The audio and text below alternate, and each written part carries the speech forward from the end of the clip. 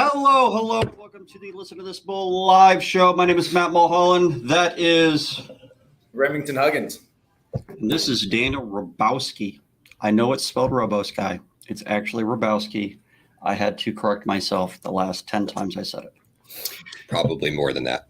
This is the show where we talk about bullshit in the insurance world. In fact, we're talking about nothing but bullshit on this particular episode. We're going to talk about so much bullshit, and you're going to get tired of hearing me say the word bullshit. It's going to be bullshit how many times I say bullshit during this episode. This is the show you get to ask us questions live in the comments. Post your questions. We will discuss your questions. If it's a good question, we'll probably post it on here and we'll answer the question. If it's a terrible question, well, you suck. We're not going to answer your question. We want good questions, but there are no such thing as good questions. So every question is stupid. That's what I tell my students. It's there true. You go. There you go. Anyway, here we go. This is the intro.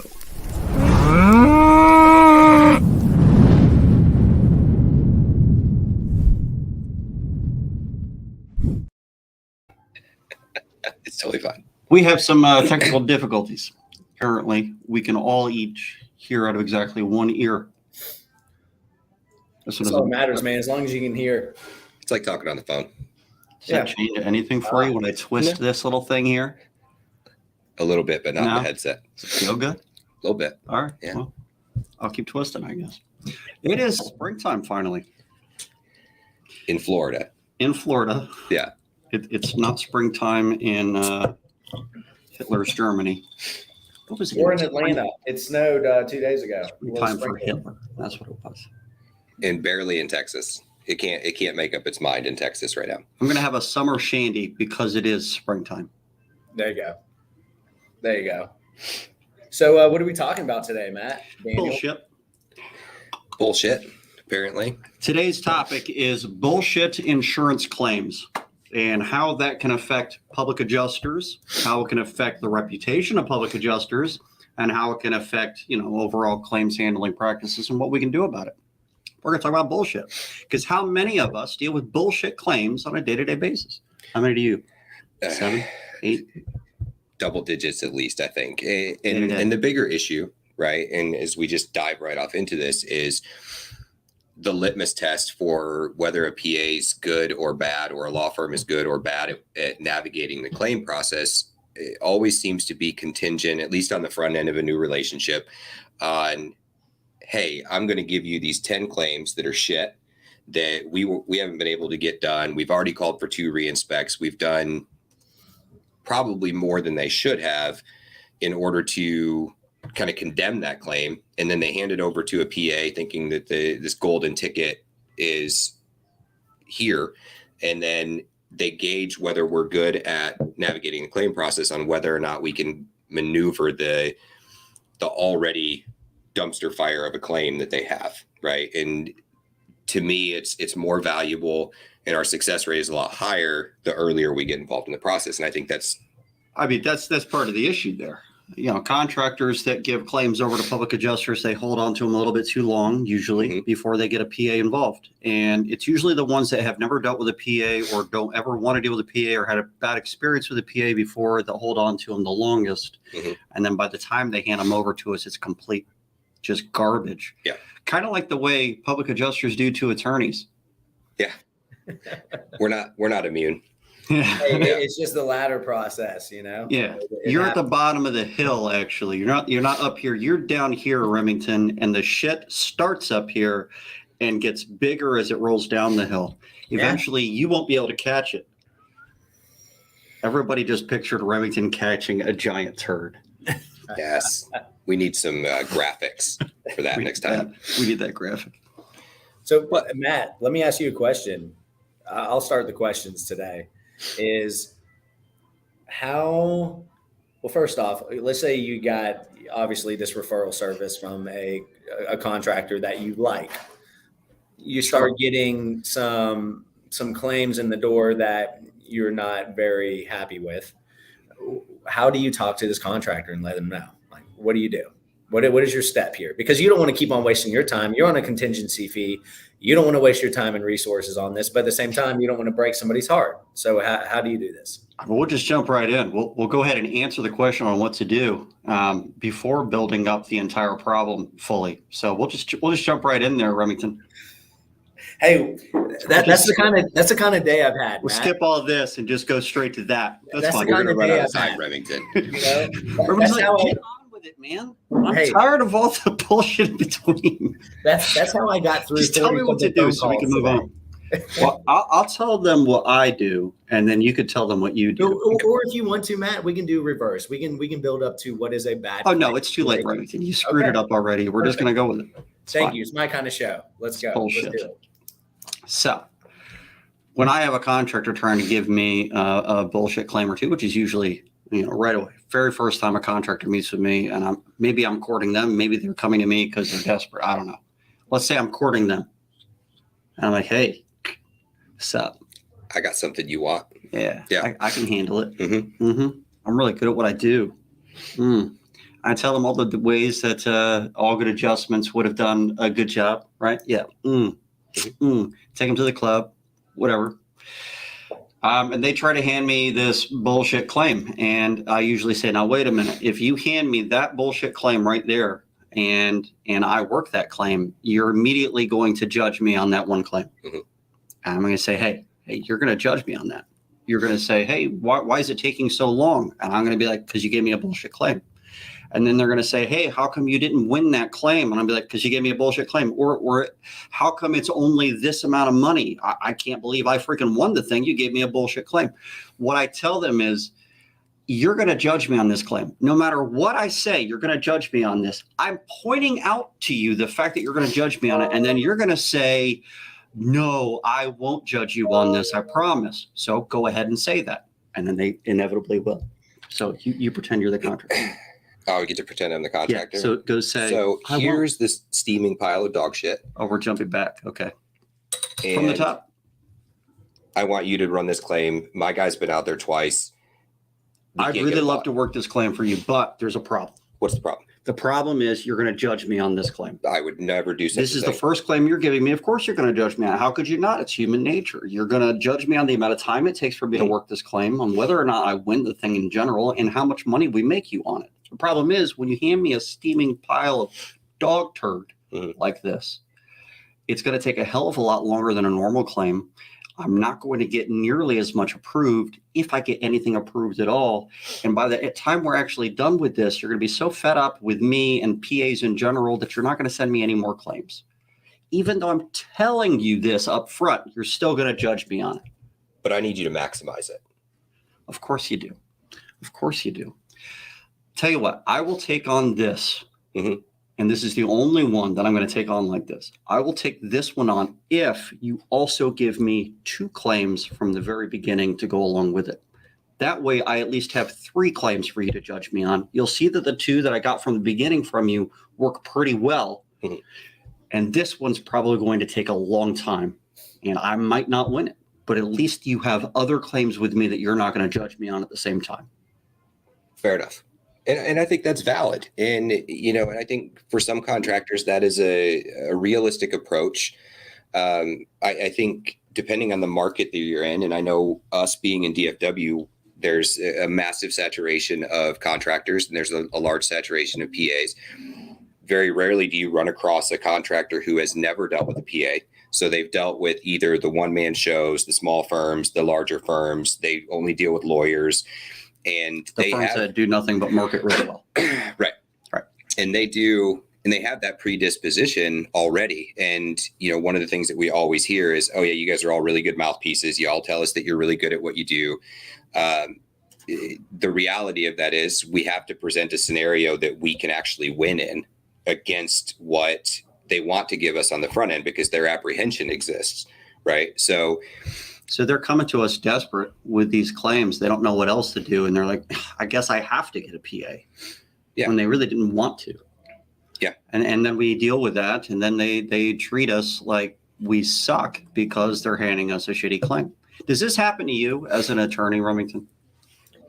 I mean, there's definitely been times, Matt, where we have a claim, and I will have my engineer go inspect. Let's just talk about roofs. And he gets down and is like, I cannot write for any of this. Like, I cannot write that there's storm damage up here. And when it happens continuously, you start scratching your head. You're like, oh, maybe I need to stop taking claims from this particular referral service. So trust me, it's happened to every attorney in this business who actually does this every single day. There's no doubt, 100%.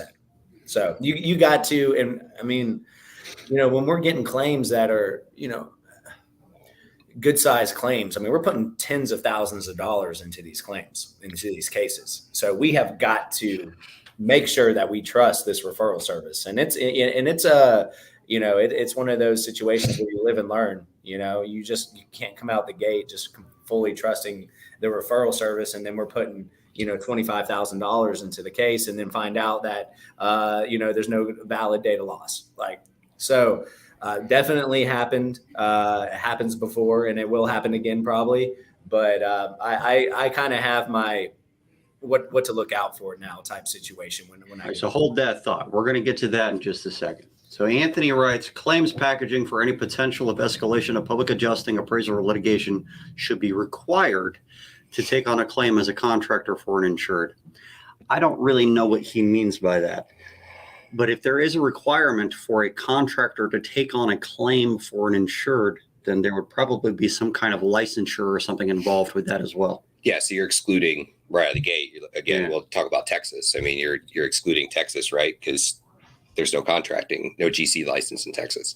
So I get the point. That still blows my mind. Agreed. And that's a whole other topic of conversation. But I get what he's saying in that in order to take on the claim, right, as the prime contractor, they should know or be required to then say, okay, I'm going to do a proper photo documentation, proper damage assessment, proper this, put it all in a nice box. And yeah, that would be awesome for us, but also that's on us to do as well, right? And Sure. One of the things that Remington was just talking about was the investment in time and money into navigating claims from a law firm's perspective is completely different than from the PA's perspective. Well, you got to understand, if a contractor actually did the proper investigation up front, as a claims packaging, for example, in anticipation of possibly having to send it off to an attorney or a public adjuster, if they did it all up front, ultimately, they probably wouldn't need the public adjuster and attorney as much. You're not wrong. What is claims packaging? I was confused. Yeah. I think I have, and I'm not. I think I have an idea. I didn't know if that was a term I didn't know of. Yeah, no, I think he's just implying that it needs to be putting it together for an attorney. Documented properly. Yeah, that's my guess. I think that Daniel's got it right there. So, if a contractor is doing everything they can, or to have it ready to package it with the anticipation of possibly going to litigation or a public adjuster, hell, that's what we do. We anticipate as public adjusters that it's going to go to litigation, and we put our files together in that anticipation from the beginning. I don't know if I like the word anticipation. Okay, so maybe not that word, because obviously, I say anticipate, but my company sent less than 1% of our files to litigation. Yeah, my goal is to not send them to lit, right? And there are PA firms and there's PA individuals that's their shtick, right? Is they're just going to flip them to litigation. They're going to run out whatever the statutory guideline is in their state, and they're going to flip it to lit. That doesn't do anything but benefit the law firm, really. And this isn't a shot at you, Remington, by any means, but it doesn't do anything for the insured to have that model exist. Now, if the necessity is there and all other options have been exhausted and it needs to go to litigation, then cool, right? I don't have an issue with that. But if the idea is to just mill them through, immediately flip them to lit, you're doing the insured, the contractor, yourself, you're doing a bunch of people a disservice. I think that's probably true. Obviously, lawyers suck, so we don't want to hand it off to lawyers if we can at all avoid it. Hey, you should ask Frank, who's messed up this whole process. He'll tell you. It's pretty funny when he does. Dalton. I don't know if he's still on here or not. Frank, if you're still watching this, we need some commentary. I'll pull you on real quick. No, I agree. I agree with Daniel. I mean, every claim, please, does not need to go to an attorney. I mean, seriously, that's not what we're here for. We're here for when it's wrongfully denied, underpaid. You guys know the insured is getting mistreated and it needs to go to an attorney. Like that's just when it needs to go, not just flipping it over, having it for a week, sending in 2 emails and flipping it, Yeah. I'm with you, Daniel. Well, because you're just waiting on mailbox money at that point. And again, I mean, the business model makes sense. I just don't agree with it. That's all. I guess it does. Yeah, I mean, possibly not necessarily from a legal aspect. Mhm. So, but I'm not a lawyer. Luckily, I have one over there. That's right. Some states it makes more sense than others. How about that? Is that fair? Yeah, it Because works. if the fees are getting paid by the carrier, it makes a lot more sense for the insured to maybe get on board quicker than it does in some other states. I'm just, there's different scenarios here. Well, and I don't know the answer to this, so I'm going to ask it in just truly big for an understanding basis. How many states do you know of that's the case where the legal fees are absorbed by the insurance policy? I can tell you Automatic. exactly off the top of my head. I just know if it goes to them. Yeah, no, I don't know the exact number off the top of my head. Okay. I was just curious. I'm licensed in Florida, and 100% like they're paying a lot of fees down there for Really? sure, Okay. and it's more prevalent where they're flipping it. It is. Yeah. Got it. There's really very limited states that have an automatic fee shift. Yeah. Very, very limited. And that's what I would assume. Like I said, I don't know. I mean, there's bad faith statutes for every state, but not in every state can you even sue for bad faith directly. So it's one of those things, or at least not against the Unfair Claim Settlement Practice Act items. You wouldn't call them acts because the act is itself the act. Right. But you want to call them acts because if they do any of those things, then they're acting wrong, right? How about actions? Actions. Matt? Is that okay? That works. Conrad says, when should we go to appraisal instead of PA? My immediate reaction was never. Right. But that's stupid. I would rather have the PA navigate into appraisal than Sometimes. handle appraisal as a contractor. Or an attorney even. Yeah. I've had to get Remington involved to get us into appraisal in Georgia, but that has a lot to do with the broken system that's in Georgia. Yeah. But we're also a little biased too. We're very biased. So When should we go to appraisal? If the coverage is fully extended, there's no question whatsoever, and there's really just a difference of amount of loss. yeah. And that's something really important to And a focus PA on. should be able to tell you, I think you should go to appraisal instead. In fact, hire me as an appraiser. A lot of PAs do appraisal also. Yeah, I know guys that are PAs that do nothing but appraisals. But I want to focus on a point that the way you verbalize that. When coverage is extended, but there's a difference in the dollar amount that you're agreeing to pay for. That's the sticking point, right? I think for a lot of contractors, the idea of appraisal is, well, this has been denied. We need to go to appraisal. You're not going to appraisal based off of a denial. You're going to appraisal to determine a dollar amount of a covered loss. But what if a coverage exists for every single line item?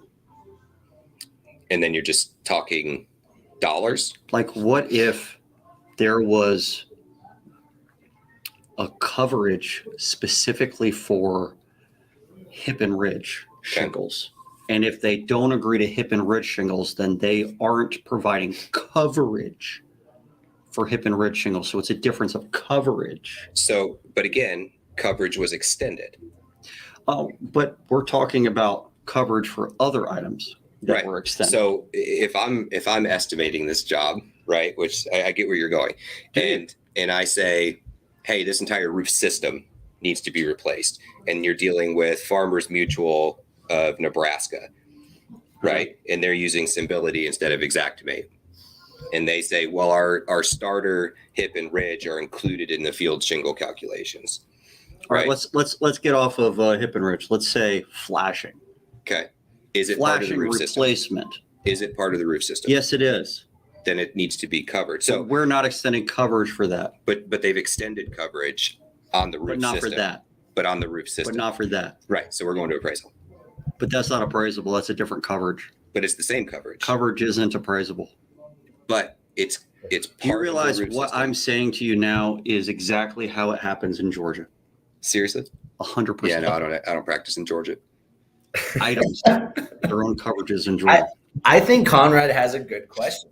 I do, because I was just running through scenarios. If you are a contractor and you seriously do not want to violate any UPA, anything of that effect, I mean, to me, it has to be a straightforward coverage A, everything. We're just talking about price on this particular system, roof system, and that's it. I think if you start arguing code upgrades and things like that, I mean, I'm not the police here, but you're kind of going into the area where you're not supposed to, right? Well, I mean, flashing generally wouldn't be a code upgrade thing unless Well, it I'm doesn't not already saying- exist on the roof. And I'm sorry, I didn't mean specifically your flashing description. Well, I'm just talking about I other did things. want to make that point out because people will assume that flashing is coverage issue because a lot of adjusters will say that. Yeah. Wrongly, improperly, inappropriately, Right. bullshittedly. Is that a word? It is now. Bullshittedly, they will say no. I see Anthony's comment on there. It says, Pull this up. Isn't this why the whole lump sum pricing started? Yeah, probably to a degree. And I'll give credit where credit's due, right? Guys like, what's his name? Bradley Gardner, who's a huge advocate for the lump sum pricing. I think that, again, it's just like law firms and go into litigation. I think it has its application. However, I think a lot of contractors get a piece of that information and then they choose to go down that road. And I think they're leaving a lot of money on the table. I think the lump sum existed prior to a lot of the insurance issues. It is just a form of estimating. The lump sum definitely, and I learned a lot of this from Bradley Gardner, by the way, while I was emceeing a little discussion with him and Steve Patrick and Jack Hanks. Yeah, I was going to say. Yeah, anyway, recently. Yeah. So lump sum is just simply an estimate that this is the dollar amount. And if it ends up costing you more as the contractor, you're set to that still dollar amount for that work, unless the work actually changes for some reason. A cost plus basis would be a little bit different. This is your cost, and then you add in an overhead and profit on top of that, and that will shift with your costs in order to gain it. So you can't give someone a solid price. So most contractors do give a specific price. This is how much we will do this job for. That is itself a lump sum. What people assume lump sum means in this industry is that means that we don't give a price per line item. Mm-hmm. And that's not necessarily true. A lump sum contract or lump sum estimate has a dollar amount at the end. Xactimate is almost like a mixture between a cost plus and a lump sum. It's kind of weird. It's weird how that thing works. But the idea of lump sum really just means that this is how much you're charging for the job, and that's how much you're charging for the job. And your profit is built into that, and your costs are built into that. Everything's built into one lump sum. But I see a couple different issues. And this is the estimator side of me coming out, right? So the first one is, again, how much money these guys are leaving on the table, right? Sure. If I'm a big contractor in any state and I use ABC, SRS, Beacon, whoever it is to buy my materials from, I'm buying such a large amount that I'm getting those discounts, and I'm saying, okay, this is my lump sum price. And Remington, I really kind of want your input on this because you're so deeply involved in a lot of the court rulings and what would be considered case studies and that sort of stuff. So I'm going to pose this in the form of a question. So if contractor A gets a 15% discount for purchasing all of his materials from ABC, and contractor B does not, those two, for the same exact project, their lump sum pricing is going to be different based on their actual cost to do the work, right? So is there a concern with setting precedents by a contractor that has a lot of weight and a lot of buying power, shifting the market in that capacity, where now the carriers can say, okay, well, this has been a pretty consistent thing because these guys are creating so many jobs that they're running those price models on? Yeah, I think it's any industry where you got, the Walmarts and Costco's versus some of the smaller shops. I mean, really, I think it's any industry, but I think it all comes down to one thing when you're looking at price of a claim, and especially if you're talking RCV is cost incurred. I mean, they're gonna, no matter what the insurance carriers, regardless of what carrier you use, a lot of times when I'm involved in the claim, they want to see that, look, this is cost incurred. Here's a certificate of completion. It cost this contractor X amount to do this. And that's what under the policy we owe for. We don't owe any more for that or, any less for that other than the deductible, of course. But, I see what you're talking about. And I think that's kind of what their thought process maybe was when they had the right to repair provisions in the policy, where they were using these bigger contractors to do work, and the insurance carrier was saving money because now the insured themselves, it takes the ability for them to pick who they would like to do the repairs. This happens, this has happened in Florida a couple of times, but I think that was their thought process, to be honest with you, Daniel. And I don't think it's working out for them for whatever reason, but it's a great question. It certainly is. I think at the end of the day, it's just, what is the cost incurred, regardless of who you use. I think that's what the bottom line. So we're way off topic. We sort of took this road down here. But point number 2 is going to bring us back. Well, Yeah. okay. Yeah. So here's point number 2. It's still in line with lump sum, right? But it goes back to claims. So if you are brought in as a PA or a law firm on a cost incurred type of claim, right, where the contractor is saying it cost me $750,000 to do this job, and you start to go through the negotiation with the carrier, and there's that the negotiation portion of it. The lump sum idea works really well on the front end of the, hey, this is what we're going to charge to do it. It's on the back end when it becomes a cost incurred conversation, and it makes it hard to negotiate with the carrier on some of these things. I had one recently where I said, this is their invoice. This is their invoice. This is how much it costs. This is how much they're saying it costs. It's not for negotiation. This is a lump sum invoice. And the carrier said, has this ever worked for you? And I said, yes, all the time. I was straight face lying to this man. It's worked for me every time. However, in this particular case, they had switched adjusters 6 or 7 times. And the first guy never talked to the last guy because these 3 guys got fired. It was a complete goulash, right? So they came in on the backside of it with a lump sum pricing. Bullshit. Yes. So they came in on the backside with lump sum pricing and a bunch of documentation that didn't support, from the carrier's perspective, the amount of money that they were being asked to pay for. Okay. So you came in on the back end of a lump sum conversation as opposed to the first person having that conversation up front. So where this circles back to bullshit claims, right, is that how are we expected to negotiate to that dollar amount against something where the carrier has screwed it up, not necessarily the contractor? If you have a lump sum for the right coverages, if you've got an estimate in your hand, happens to be a lump sum estimate, even any estimate. If this is an estimate from the contractor who's actually doing the work, then you would treat that as the incurred cost, especially if the policyholder has signed off on a contract for that amount. But what if it's not? So what if it's have you approved this or not? Have you approved the coverages for this? Yes. Then this is the amount that's incurred. If you disagree with that amount, there are options in the policy available to the carrier. Appraisal, sometimes mediation, sometimes arbitration, but almost every state appraisal. So if they want to go down that path, great. If they don't, then they have to pay it. There does end up having to be enough of a proof of loss associated with that, though. So you would have to prove that it is a valid amount. Before carriers, we are going down a crazy different path than this show is supposed to go. Before carriers really started making their own estimates, they used to ask for 3 estimates from contractors. And that was why. It was to verify that the contractor they're hiring was actually giving a valid, reasonable amount, because they owe for the amount that's reasonably and necessarily incurred or spent, depending on the policy. But generally, it says reasonable in some manner for the amount of loss. So they just have to prove that it's reasonable. A lot of times they'll send out their own contractor to determine or give a competitive bid And that's so they can determine if the amount of loss that is being presented is reasonable.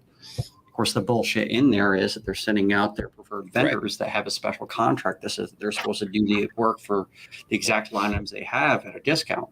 So there's some bullshit involved in how they go about doing all that as well. But unless the contractor actually submits a ridiculous bid, I honestly have had an easier time negotiating those, at least in Georgia, than line items.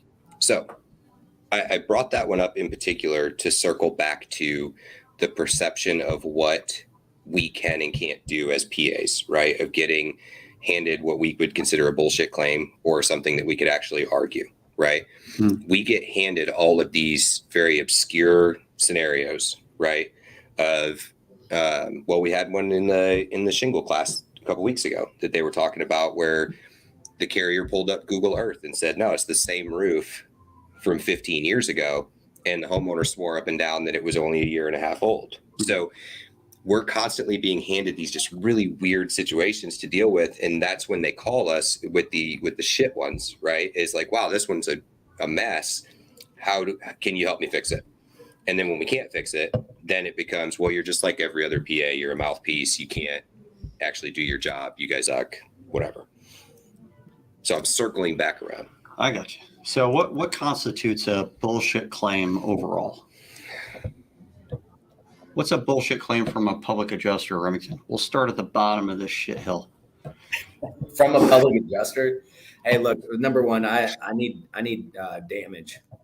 I mean, I really do.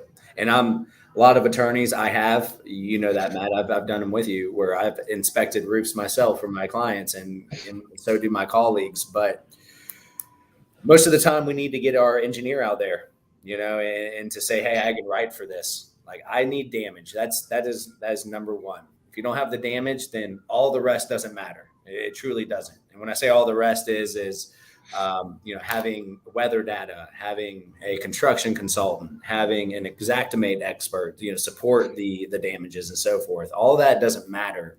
Damage is number one. So make sure that there's damage. That's the first thing I look for. And once I get a couple files from somebody and there hasn't been damage, so to speak, I have a heart to heart. You got to have a business conversation. Like, hey, is there damage on this thing or not? Because I don't want to be, wasting anybody's time, including the policyholders' time and leading them down this path where there's not going to be a great outcome maybe at the end. I think those are just conversations that need to be had. How do you go about firing a contractor, Remington? About what? Fire me. I'm a contractor or a public adjuster. I want you to tell me that my files are shit and fire me. All right. When I say fire me, obviously I wasn't working directly for Remington. This is just a scenario where I might be sending referrals to him and he doesn't want my referrals anymore. Fire me, Remington. What would you say to a Matt, the engineer, actually, because I do this, I swear I do.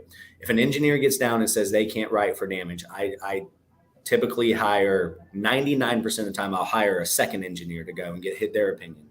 If they come down and say, I can't write, because I won't tell them that an engineer's already been up there. If he comes down and says I can't write for any damage, that's when I pick up the phone. I'm like, hey, Matt, thank you for this, $250,000 or $2.5 million claim. However, I've sent 2 engineers up there. They can't find any damage. Can you do me a favor? Can you go up on the roof and send me pictures of damage showing that it's storm damage? I will ask that, and because I want to know, and if they're like, oh, well, that's just my question. And I truly want to know one way or another, but that usually gets their attention. Like, oh, well, maybe this one fell through the cracks, I mean, it's just one exactly how it goes with us too, man. I've been out there twice now, man. I got nothing. I'm looking at your photos. Your photos show me something blurry. You're telling me it definitely happened because you got all the neighbors approved. Great. Yeah. I don't see anything. Why is it always the neighbors? Why do they care about the neighbors so much? Well, because they did 15 houses in that neighborhood. So that one had to be done. Hey, from the same storm. Everybody watching this, I want you guys to realize that you got a Swiss Army knife over there. You got roof expert, you got water mitt interior experts. So if you guys got questions, please shoot them, because these guys know their stuff. When it comes When our to powers combine, That's right. yeah, we are a But- Swiss Army knife. There you go. So, Remington, what do you do if like a big contractor from Florida says, hey, I want to give you all of my claims. We've got 250 of them right now. And do you ever find yourself in that position where you're actually taking on that book of business? I know I've had those conversations with contractors, and I'm like, listen, I'm not taking on, this massive chunk of claims that you have, because typically what I've found is a lot of times 30% of them, 40% of them don't have any damage. It shifts to then they want the PA or the law firm to sell that job for them, right? Where one of their roofing salesmen got out, talked to the maintenance guy, and got in the door, got the claim signed up, brought in the PA or the law firm, and then the expectation is that we're going to sell that for them on their behalf. I'm with you. Look, if somebody's trying to give you 250 claims, there's a percentage of those that are not good. Let's just all be honest here. Like, there's no way, unless it's just 250 claims in the heart of a Cat 4 hurricane. Like, right. And here's the one thing, you guys are expected to do magic tricks and turn this not so much damage into a full roof replacement or whatever it might be, interior damages. And we are too, as attorneys. Like, they just expect us to turn it into a magic trick. But I gotta have the damage. I gotta have the weather data. And we're talking about roofs right now. Weather data. I gotta have. I want a Xactimate or any type of estimate where somebody can sit in front of a defense counsel and they can defend that estimate. And also a construction consultant if needed, to say, hey, look, this is the only way to properly repair these damages. Those are like the 4 keys that for a claim to be great for me, that's what I need. And, if I can get 3 out of the 4 or whatever, then that's great. But if you guys think about it, attorneys, now sometimes it's different, but typically 80% of the time, the claims we get are denied claims. Like, we don't get out the gate claims typically. Sometimes we do, but it's an uphill battle a lot. That's why I need those elements and those experts to help to overturn that denial. So, I mean, the vast majority of PAs only get denied claims as well, which is in itself usually the harder ones to deal with, because it's not just that it was denied and then handed off to us. It was denied and then attempted to be worked. Yeah. And then met with multiple different inspectors, and trying to get a 4th or 5th adjuster on site to view damages isn't near impossibility. The carrier has done enough due diligence at that point to have a reasonable basis for their denial. And if the contractor hasn't presented the damage properly, or they haven't proven that there has been a loss, or they've given bad claim facts to try to prove that there's a loss, or they give the biggest issue that I have with contractor files, big turd, bad date of loss. Mm-hmm. I know. Yes. I'm with you. That's the worst. I had one. Overcoming a bad date of loss is a pain in the ass. We had one about a month, maybe 2 months ago, where it got sent to us. It was a denial. We knew that they had already done a re-inspect twice, and we were going to try to get it overturned. And day one, we sent in the LOR. We did our thing, got an email copy of the email thread that they had with the contractor, where the contractor said, yes, we agree that there's no damage on this property from that storm, but they sent it to us anyway. Hey, you got to do a magic trick. 50 times. And you have to sit there and just kind of shake your head. And I don't normally find that out for a couple of months. Oh no, these guys hit us back like within the hour. At least you got it right away. Yeah. That's one thing that really hurts, it hurts you guys too, but it definitely hurts us as well. It hurts you guys the same amount, but I got a claim from a public adjuster, and it was like $100,000 commercial roof, and it was a flat roof. Was it you? I settled it. No, it wasn't. We settled it for roughly, I think it was like 65% on the dollar. I get a call from the PA. He's like, hey, what's going on? Like, why didn't we get, 100,000? We got, settled it for 65. I was like, did you know that there was 5 prior claims on this roof? Like, you realize I literally pulled a rabbit out of a hat for you. Like, Yeah. Did he tell all 5 of them? And this was somewhat of a newer PA. And then look, it is what it is. But it was one of those where he's like, well, I don't understand why. Like, does that really matter? It's like, yeah, it does matter. But it does if they, it does if they didn't remedy any of it, right? Like, I mean, that's the big thing. And, look, we all pay the dumb tax at some point, right? So hopefully some of us continue to pay it. Well, we do. Yeah. But hopefully he learned something from that and, and gets to go have that conversation of, hey, we appreciate the opportunity to work your claim. However, the last 5 times you filed a claim, maybe you should have fixed your shit. Yeah. Javier asks, do meteorologist reports help? Absolutely. But they're not the end all be all. Meteorologist reports for storm damage are wildly inaccurate. You could ask any meteorologist if that's true, and they'll agree. Even Dirk Klein has even taught in one of my classes how inaccurate his reports are.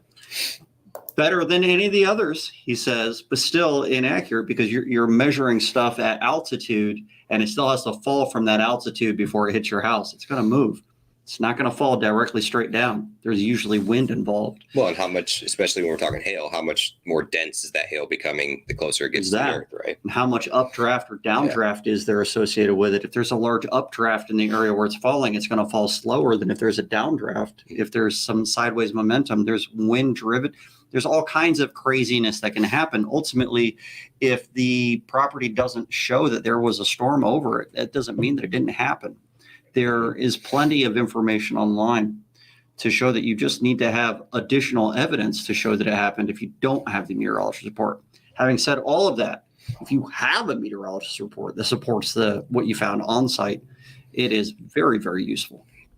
I think it's important to note there that if you are to find one that hit Betty Sue's house down the street and it says on location 150 for 15 minutes, then yes, it's important. If it says Betty Sue's house, nothing on location, but within a half a mile, and she's got 50 pictures of hailstones in her yard, then no, it's not going to do any good because it's going to be counterproductive to what you're trying to prove. So There are studies written that show that within 3-mile range, the accuracy is about 52% for hail sizes that have landed on location within a 3-mile range. Is there a statistic that supports 52% is ridiculously low? Agreed. Is there a statistic that supports whether or not hail hit there, regardless of the size? So that same report goes into that, but it doesn't give a percentage as well. Yeah. It's tied into the same 52% because if it's 0 when it showed 1 inch, for example, but ultimately so the thing is, ultimately, to answer that question, yes, it helps, but is it another one of those golden ticket things? No. It helps, though. I agree with you, Daniel. If you can provide weather data in your favor that correlates with those damages, then it definitely gives you some more leverage on the claim. And if you have weather data from an actual meteorologist, which is what you're asking, then that's way better than any algorithm spit out thing from CoreLogic or what are the other ones that they usually send to us? How can we prove hail size and wind speed accurately? You're never going to prove wind speed accurately. No. That's impossible. Hail size, the best thing that you can hope is that the insured happen to be standing out in their yard with a ruler. There are reports, and if you have soft metals, traditional, not custom, but something that is like a specific type of soft metal vent and things, there are reports that give you, based on the thickness of that metal, the gauge, the type of metal, what size the indentation is. You can give a really good guesstimate within 90% of the size of the hail from this one research paper. And it is based on specific types of metal. So if you've got a house that has your typical stuff on it, you might be able to actually identify that. Now, if it's big hail, it's going to be sporadic as hell. It's going to be 10 feet in between hail hits. If it doesn't hit that piece of metal that's this big, then you're not going to be able to accurately identify that anyway. But I'll play the devil's advocate for a second. So cool, you've got a hailstone the size of this beer can that hit your roof vents or whatever. Does it correlate with the data loss? So that whole data loss thing, where are you getting that from? Other weather reports? How do I know that that's not a year old? How do I know it's not 5 claims ago? That's the bullshit involved. There's no real research on spatter or anything along those lines on how long it actually stays, depending on the material, the climate, the direction that it's facing. All that crap, is too many variables involved. So I can't go up there and just like rub my finger in the dust. You could basically, on specific types of materials like asphalt shingles, you could tell based on its coloration of the asphalt. Asphalt will change colors after it gets hit with UV radiation. Now, if you're in a very sunny climate, it's going to change color a lot more rapidly than in a shady area that doesn't get nearly as much direct UV radiation. But you could also tell sometimes, wow, I'm giving away some secrets here. You can also tell based on the direction of the storm sometimes. So if you've got storms that typically go from west to east, and so your hail is generally falling with the direction of the storm, generally, not always, because wind spreads as it hits the ground, but generally with the direction of the storm. If you happen to have a north to south facing storm, I've had many claims where a north to south moving storm was unique, and I had north to south facing hail. And just because it's rare that you have a north to south, then with the direction of the storm, you could say, well, this came from this storm because it's the only storm in the last 15 years that came from north to south with the hail. So, all right, I'm going to keep going. What were you going to say? So I'll agree with you in this if you're somewhere that's not a major metropolis. And I'm going to use Dallas as an example. The urban heat index in Dallas is one of the highest in the country, right? Very rarely do I give a complete full shit about the direction that the storm came in, because you'll see, and this happened last night in Dallas, the model was very similar to what you see out of a microburst, right? Where storms came in from would have been the northwest last night and then immediately shot up and blanketed the northwest corner of Dallas. That doesn't happen all the time. A lot of times it'll sweep across. But when you have such a high urban heat index, and this is something that Derek Klein talks about all the time, the direction of the storm may not be in direct correlation with the direction that the storm came in. No, it's definitely a generalization. And everything is a generalization when you're talking about storm damage anyway. But this circles us back to what contractors expect out of PAs and lawyers in our ability to navigate a claim. You're taking a bag of variables and you're giving them to somebody else to say, hey, fix this for me with the right documentation. It's like a ding-dong ditch. Yes. They're giving us a claim in a paper bag. They're setting it on fire, putting it on our doorstep, ringing the doorbell, and running. Yeah. That's the kind of bullshit claims that we get. Yeah. Now, with all that being said, if we have the opportunity to properly document and do an investigation, do all of that, that's why it's important to bring us in the earlier the better, right? After 3 denials and 14 other houses in that neighborhood got hit, so this one should get. All of those things are old wives' tales, right? It makes it tough for us, and it creates the skewed perspective of whether PAs can do what we say we can do or we can't. So if we get a bunch of bullshit claims and we run them and it takes us forever, because it's going to, let's say we win half of them. Let's say we win 80% of them.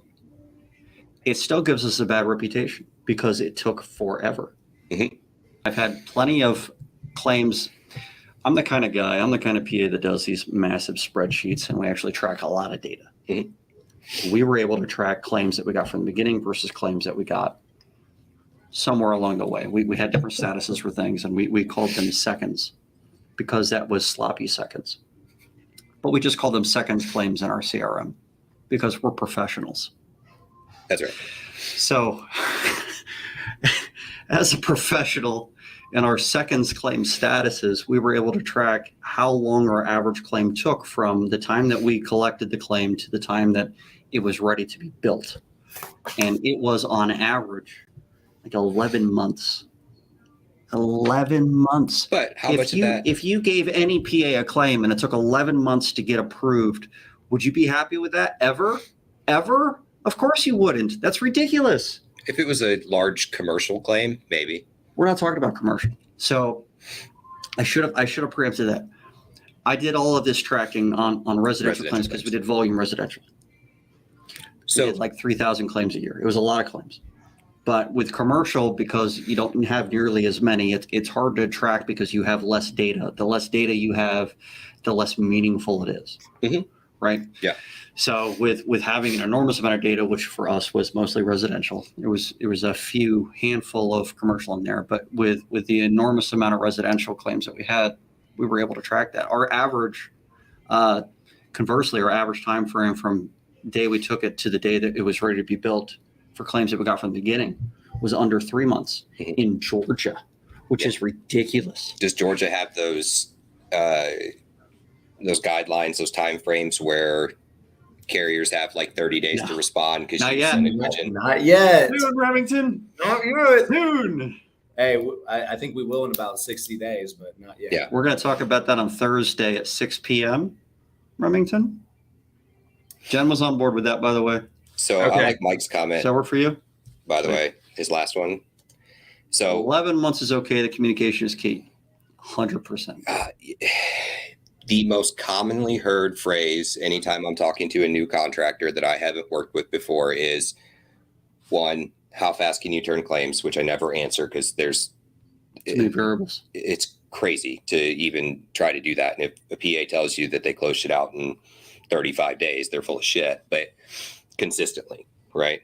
I always overestimated. The idea that just keeping an open line of communication changes the entire dynamic. And that's what we hear from a lot of contractors. Oh, I use ABC Public Adjusting and they've had claim files for me for 9 months with no update, and I get it. If I'm the contractor, I'm frustrated with that as well. Well, so I'll play devil's advocate this time. All right. I'm a PA and I'm trying really hard to juggle everything because I'm a small crew, mostly just PAs. I don't have any admin. I'm a typical PA. I might have 2 PA, 3 PAs on my staff, but no admin person. Typical PA. Does that sound about right? Am I? I mean, I feel like you're talking directly to me. I'm not. If that's how you were set up, I honestly didn't know. I thought you had an admin. I mean, I have my wife. That counts. Yeah. Probably. Oh, it does. Trust me. Amy's pretty awesome. So she's probably very good. So a typical PA doesn't have your admin. So how do you keep in contact with all the customers and all the contractors while also staying on top of all the field inspections, the desk adjusting, the money tracking, the mortgage endorsements, the contracts that you have to get signed? Every time I get on the phone with a customer, how long are those phone calls? Yeah, depends on how many claims you have with them. But yeah, I get your point. Like an actual customer, the homeowner. How long are those calls? Oh, those can be long. And they expect phone calls too. If I had to choose between a customer phone call or a contractor phone call, who should I call? Jesus. I should call Jesus. I need Jesus at that point. Hey, Matt, this circles back around to what I said earlier. I truly, you got to have that trust factor. The contractor and the PA and the attorney. Just because you and I don't talk every month about all our, claims that we have, I'm working the claims. Like, it's happening, right? So that trust factor But helps that's human nature. tremendously. What's that? People always assume if they can't see someone working that they're not doing anything. This is why partnerships in business fail. Yeah. Partners always assume they're doing more than the other partner. Always. Both partners will think they're doing more than the other. Every time. Yes. It's because they don't physically see them working, so they make the assumption. And people have to get out of their own heads about that kind of a thing. So this kind of goes back to the very first question, right? Of how do you handle a contractor who you want to tell him it's a shit claim, right? And I think that once you've built that rapport with that contractor, those more candid and open conversations are a lot more valuable and they're trusted, right? When you're doing claim number 1, 2, and 3, and you say, hey, these are all shit, they're just going to go, yeah, okay, cool, man, bye. We're not going to use That's you the again. end of that. If I've been working claims for a contractor for a year and I say, hey, man, these 3 are shit, he's going to say, okay, cool. And 9 times out of 10, right? Some of them might be his brother-in-law's house or his grandma's house, and they're trying to get it done. Cool. I have zero issue with that. But building that rapport, and that's why I think it's unfair to PAs to be put on that gauge of, let me give you these 5. They're shit. If you can't make anything out of them, you're shit. Judged on them. It's impossible not to. Yeah. I've often been told, specifically by a contractor, after telling them that they're going to judge me on it, and I don't want them to, and they promise me. Yeah. I'm not going to judge you on these. I just need you to handle them. Yeah. Yes, you will. No, I won't. I promise. All right. But 6 months from now, I'm going to remind you of that when you're barking up my tree. Mm-hmm. And sure enough, every single time. And they don't give me a single claim until I finish those. Why do they do that? Contractors, why do you do that? Why do you give us the shit file and then say you're not going to judge us on it, and then you don't give us any more files until we finish those 11 months from now? Hey, The incentive dies for us too. That's some bullshit. Here's a good question. I want to get it before, just real quick. I just want to say this is going to take 20 seconds, and this relates to every single contractor and public adjuster in the entire country. I don't care what state you're in. For an attorney, if your client is asked to conduct an examination under oath, get an attorney involved. If we get a file and there's already an EUO that was conducted without them having legal counsel, I'm telling you, it is, they've already twisted, they've already done the smoke screen and painted the picture that the carrier wanted. So please, that's all I want to say. I don't care if you're in Alaska. I don't care if you're in Puerto Rico. If they ask for an EUO, get an attorney. And that's it. We should have a listen to this bull about EUOs, but yeah, tell a quick story about an EUO I was on. EUO equals lit. Yeah, well, yep. I did an EUO with a client because a policy said that I could be in the room with them, but I'm not an attorney, so I can't do anything while I'm in the room. I could just be there for moral support. Sometimes people just need a hug. I mean, we were holding hands. Yeah. There we go. Right. And my homeowner's there and the lawyer's in there and the lawyer's saying, so there was are you aware about the storm that came through about 5 years ago that had 4-inch hail? And lawyer's nodding her head. My homeowner's like, yeah, I remember that storm. It was pretty bad. And she's like, so you think the damage that was on your house was from that same storm? Still nodding her head. Mm-hmm. And my policy holder, and I'm looking at my policy holder like, you got to see this coming. You see this coming, right? You see it coming. She's not even looking at me. I can't say anything. I can't say, hold on, you're totally leading this witness. This is bullshit. I can't say that. I'm not a lawyer. But of course, my policy holder says, yeah, probably. Yeah. That makes sense. But they're in good hands. That's what the commercials say. Yeah. So we lost that one. It's saying so. That was the last time I did an EUO without getting Remington involved. Get a lawyer involved, guys, on the EUO. Seriously, it'll pay off. We ended up winning a new claim with them. There was a new storm that came through like a week after that. Perfect. And it was a discontinued material on that roof anyway, and I just needed them to agree that there was new damages on there, and we were set. So we ended up winning with a second claim, but I had to put a second claim on this person's file. And I don't like doing that. It's a shitty thing to do. I want to answer this, and then we can this question. Yeah. So it says, what happens? Can I read it out loud first? Yes, you can. Well, thank you. I was going to do it, but you can. Oh, you're going to do it? No, I can't read. Oh. It's fine. Javier asks, what happens if you are in a city where Xactimate does not have an Xactimate price list or a market? And we actually modify prices according to our company's numbers, and carrier states that they want to use a price list from a city 3 hours away. Does that go to appraisal or PA? So I have a couple things on this. So again, estimator at heart here. The markets within Xactimate are determined by a variety of different things. One of those things is, and it's not solely this, I want to stress that it's not solely this, is where is that particular city most likely to get those materials from? If you live in BFE, Iowa, and the pricing list for your city is Des Moines, the assumption is that when you order these bulk materials and you're going to order, a bunch of shingles or felt or whatever it is, that you're going to be getting them from a hub in that city, right? So that's where it is. Now, what they don't account for is the cost to actually move it to those cities, whether the city ordinance has the allowable for roof load or if it has to be curb loaded. So there's a bunch of variables in there. Those aren't hard arguments to have when your estimate is prepared appropriately within Xactimate, right? There are line items for those travel expenses, the additional costs. You can factor those things. So while I agree with what you're saying about modifying your prices accordingly to your company's numbers, if you're getting your ass kicked there, I think that there's probably a different approach into justifying those costs as opposed to just saying, oh, well, it costs me more, so I'm going to charge more and hope that the carrier pays it. That's a deep dive that, you can email me directly and I'd be happy to go through it with you, but I have a different experience. Okay. So from what I understand, and I never verified this information, but supposedly there are markets that are similar. Atlanta price list is... All right, Javier, I see you. The Atlanta price list, we are a big city. The Atlanta price list is higher than the surrounding areas. Mm-hmm. And sometimes they'll say Rome, even though Rome, Georgia is up here on the top. It's backwards for the screen. And then over here might be like Lawrenceville, and they might use Rome price list for something else. So I've been told that they just group similar pricing structures so that they have maybe 5 price lists for the entire state instead of a price list for every major city.